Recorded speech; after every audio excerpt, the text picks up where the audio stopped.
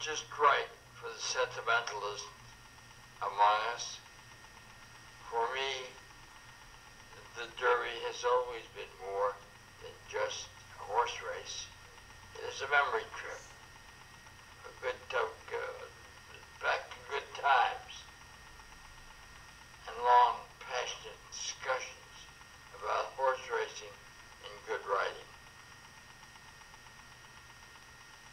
I got into the newspaper and sports writing business because a friend of mine named Bill Brower was writing sports in a small newspaper outside Cleveland. He was a fine writer, and never better than when he was writing about horses.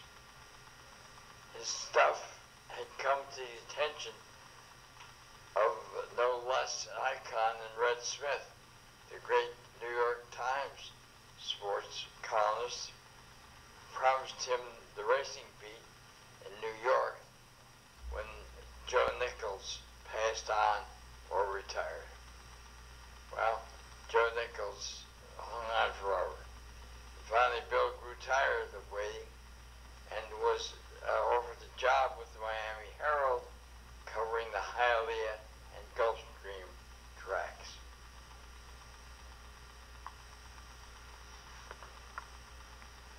Which he did for a number of years. Later, he was tapped to cover the Miami Dolphins when Don Shula was named coach.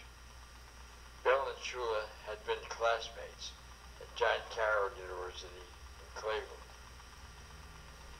When the Dolphins won the NFL championship, Bill wrote a book about it called Promises to Keep.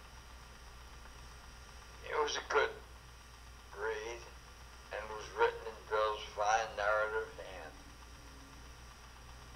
He later wrote a book called No Cheering in the Press Box, which made pretty clear the distinction between objective reporting and being a cheerleader for your hometown interests. That would be a worthwhile read for the television people nowadays. Bill's father had been a sports writer who had some drinking problems, injured himself, and couldn't travel with the team. He then wrote for the NEA, producing the copy for the cartoon Our Boarding House for many years. Bill had his own share of drinking problems, as did most of us who spent too much time in the saloons. I was never able to get the racing beat at the Cleveland Press, where I worked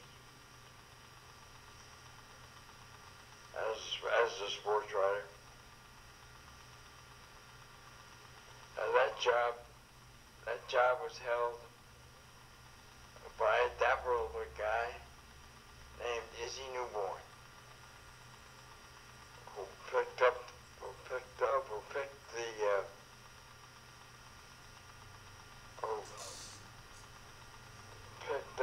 a moment of national prominence by picking Dark Star over Native Dancer in the 1953 Derby.